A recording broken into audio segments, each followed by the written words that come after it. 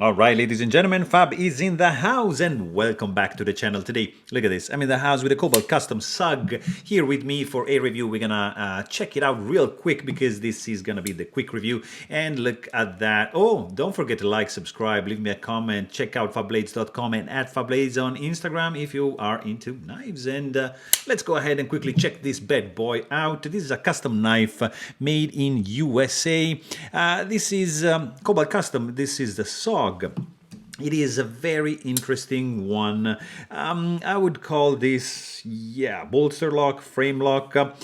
Probably I would say, yeah, big bolster. Like, anyways, you got titanium sandblasted. You got micarta, very nicely contoured. You have a titanium pocket clip, nicely sculpted, which is actually working pretty well. Look at the clip entrance, exiting ramp.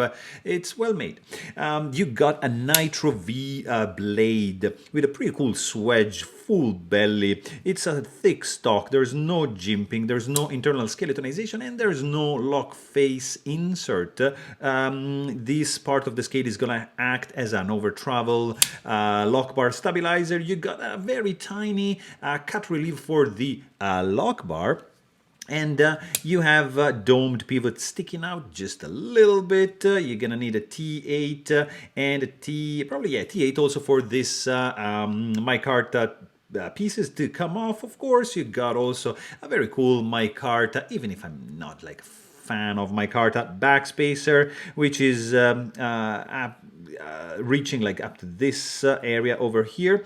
It is very, very interesting. Let's quickly check the size of this fella because you got a 3 almost 5-inch long for the cutting edge, and you're gonna get 4.9 inches for the handle, which adds up to 8 I would say 3 inches. Did I say ounces? I don't know. This is a regular size knife. It's nicely done. It feels pretty good in the hand.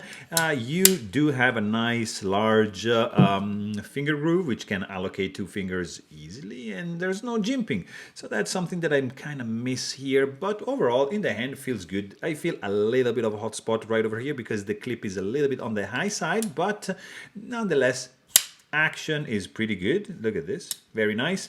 A little bit on the light detent in my opinion. The sound, yeah, not really great acoustics for this fella, but yeah, I mean, it's all right. Also, probably because there's no internal skeletonization, almost full backspacer, and pretty thick stock. Yeah, look at that, 5.67 ounces in the pocket. You're definitely gonna feel this bad boy right over here, which, by the way, is running on bearings.